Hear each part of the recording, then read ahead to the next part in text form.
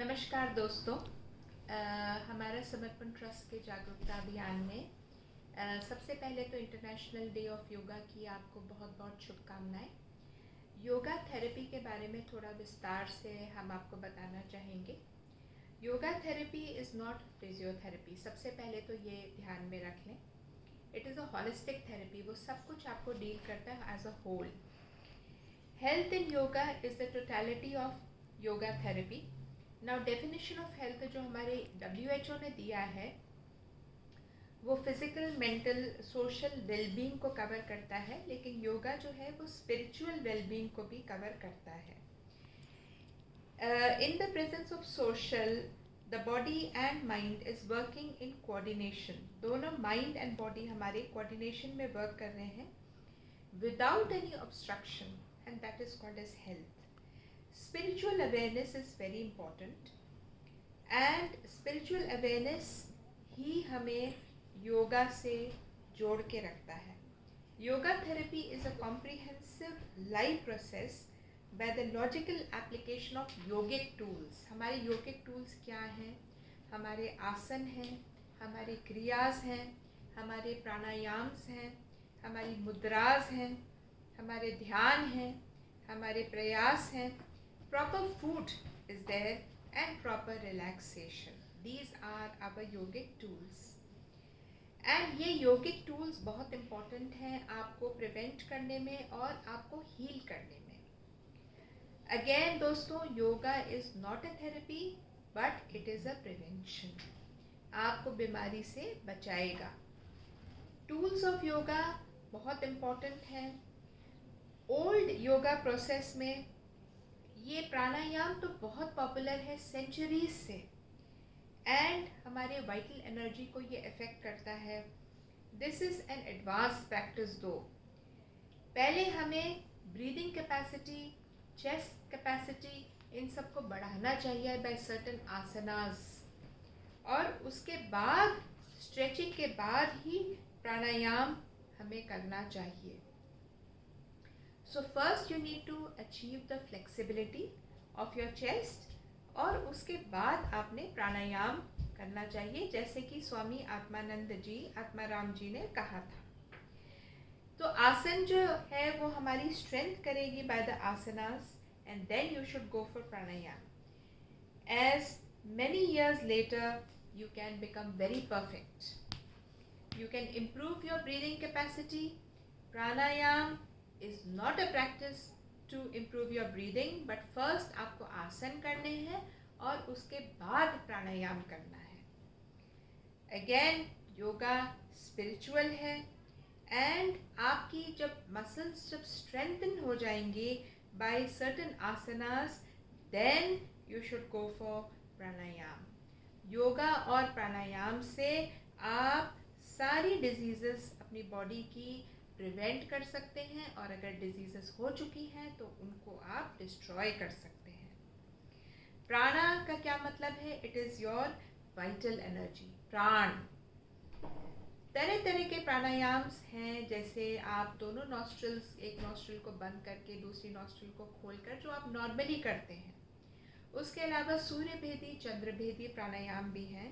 According to the yoga philosophy, हमारी left nostril is open, so that is leading to a mental level, and right nostril is open, that is leading to a physical level.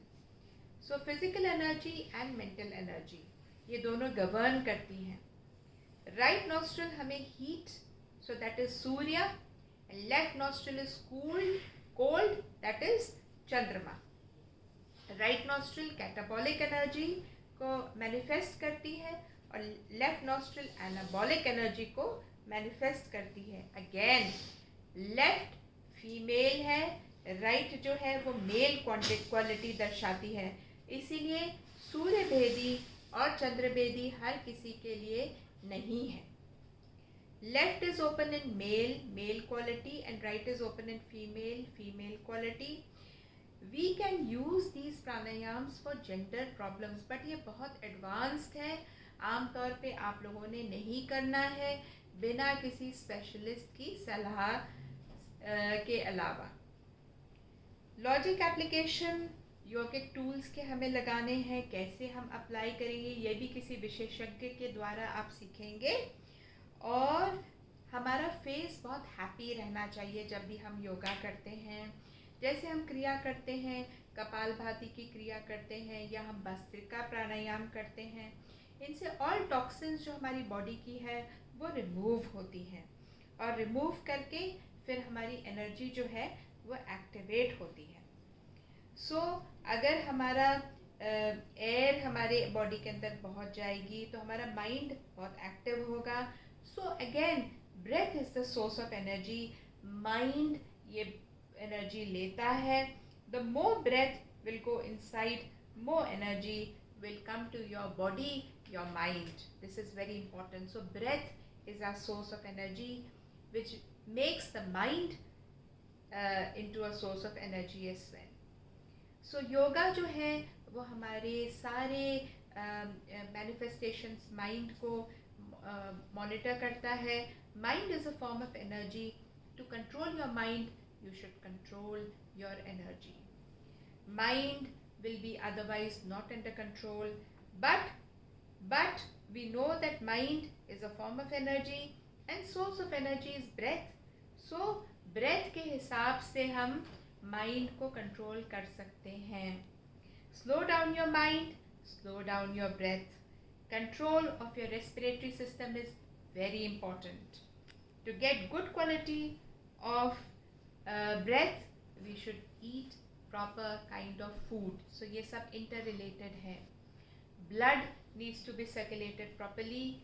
Healthy person will be able to control the mind, and healthy person will be able to do meditation. So what is meditation?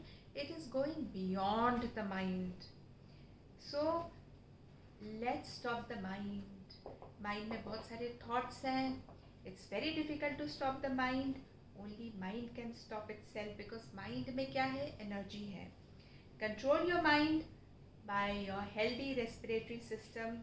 हमारे जितने भी योगास हैं, जैसे हाथ योग, कुंडलिनी योग.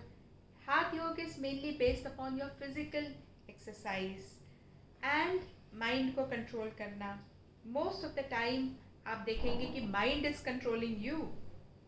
So it's very important कि आप अपने माइंड को कंट्रोल करें, अपने ब्रीदिंग को कंट्रोल करें. योगा है तो निरोगी काया है. योग हमारी वेद शक्ति, योग हमारी शारीरिक भक्ति. योग है संसार को जोड़ने की युक्ति. योग को मत भुलाओ, अपने शरीर को आजमाओ, अपनी रोग प्रतिरोधक क्षमता को बढ़ाओ, क्योंकि ये सौगात हमें बहुत पुरानी संतों से मिली है. तन मन धन से करो योग और रहो निरोग. आज योग है, कल निरोग है. सब लोग सजग हो जाओ, कोरोना को योग से ही भगाओ. धन्यवाद.